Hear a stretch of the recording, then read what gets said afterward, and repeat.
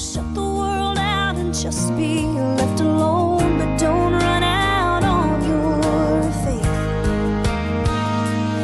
'Cause sometimes that mountain you've been climbing is just a grain of sand. Final minutes with Debora, Coty, speaker and award-winning author. Her brand new book is called Too Loved to Be Lost. And let's talk to the women, Debora, that maybe are kind of living in a place of anxiety right now. They have some issues going on in their lives, and you know, others have said, well, just trust God. And they're like, well, you know, other people have failed me. Why should I really completely trust God? What do you say to those women? Well, I have to tell a story that says it all. This has to do with that verse I mentioned earlier, Hebrews 13:5. Yeah. Never will I leave you, never will I forsake you. Mm-hmm. And that's a verse that I want to have tattooed across my forehead, so every time I look in the mirror, I will remember that. Yes. I made a terrible parenting error when my daughter was young, and it was terrible. There's no other way around it. She was 7 years old at the time. She had been having a really hard time with separation anxiety. Mm-hmm. Ever since she was born, she didn't like to let me out of her sight. But this one particular summer, it was even worse than usual, and I was completely wiped. I was exhausted, and nothing more than an adult timeout. That just sounded like heaven to me. Yeah. Well, our family every year goes on an annual Daytona Beach vacation with my parents and my sister's family. And we have a timeshare, and we were all there together, and my kids love playing with their cousins, my sister's family, and everybody was having a great time. And then my husband Chuck and I learned that we would have to come home about 3 days early to take care of something at home, and we weren't sure what to do. And my parents and sister offered to keep our kids and return them to us later at the end of the week. Mm-hmm. Well, that was just terrific by me. You know, there's this a timeout that I needed so badly.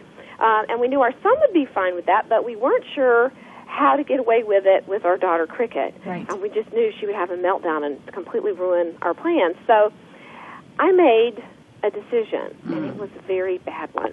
At the time, it didn't seem so bad. It seemed like the only thing to do. It seemed like the logical thing to do. We wouldn't tell her. We would just disappear and not tell her we were going. So while she was playing with her cousins outside, we covertly packed our bags and snuck them into the car and disappeared. Oh, my. And then, oh, my goodness, it was such freedom. We were on our way home. It was a 3-hour drive. We turned off our phones, and we were almost giddy until I walked into the house. And the first thing I saw was her little teddy bear that she had left behind, draped over the couch, just kind of hanging there. And I just realized it hit me, what I had done. Yeah. I had abandoned my daughter. She was too young to understand why we had left, and all she knew was that the person that she trusted most in the whole world had deserted her. Yeah. And I had phone calls for 3 days with tears, and my mother describing this little girl who would sit by herself. She wouldn't eat. She wouldn't play. She couldn't sleep. She just sat there in mourning for 3 days. Oh.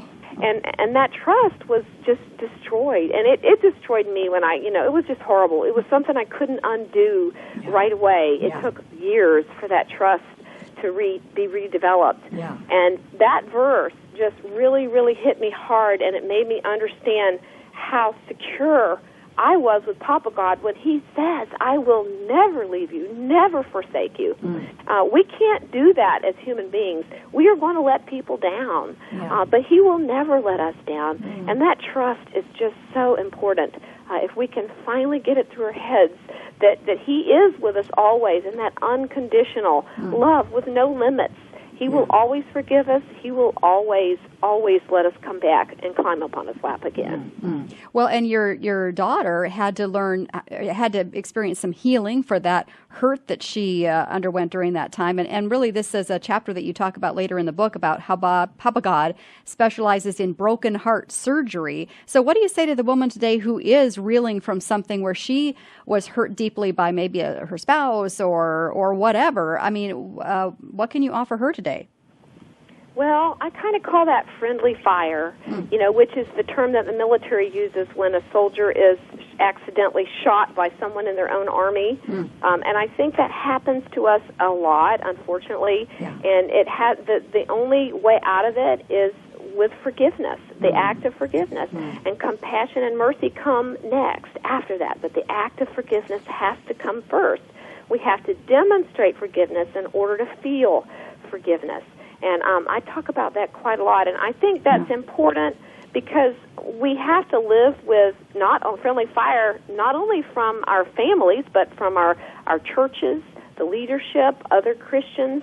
You know, we have sniper attacks, and the enemy is really right behind that. He uses that to try to rupture our faith and our trust and our love, those cords that bind our personal relationships together. Yeah. And it's a matter of us having to understand that mercy trumps justice, you know, absolutely every time. Yeah. Mercy is all-powerful, all-dominating, all-victorious. And sometimes we just want justice. We want that person to be punished. Right. And if God won't do it, we'll do it. And we find ways to punish them, you know, for the friendly fire, for wounding us.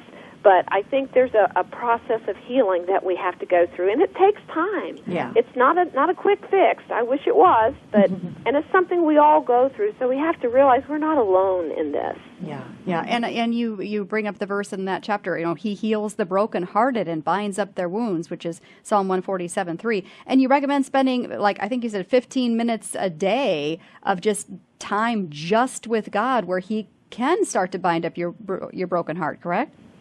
Oh, so true. I do prayer walks, which get me outside in his wonderful creation, gets me away from my house with all my burdens and the things I have to do and the place I have to go and the people I have to see and all the people trying to depend on me. Right. 15 minutes, I get out there, I walk, I just I pray the whole time. And it's a refreshing, glorious time, which is so important. And you don't have to walk, but you need to do something every day to spend that time with Papa God. That's right, with Papa God. Thank you so much, Deborah, for sharing all of this with us. So many thought-provoking ideas and scriptural truths to help us not feel so alone or lost. Thank you so much. Ooh, well, we have a couple of copies of this book to give away. If you'd like to get one sent to you in the mail, as our available copies last, go ahead and email producer@DebbieChavez.com. Again, it's producer@DebbieChavez.com, and ask for the book Too Loved to Be Lost. We'll see if we can get one to you. Coming up in 10 minutes on the Carolyn Merriman Show, her topic is how to create closeness after conflict. That'll be in 10 minutes here at faithplace.org. And until we meet again, may the God of hope fill you with all joy and peace as you trust in him.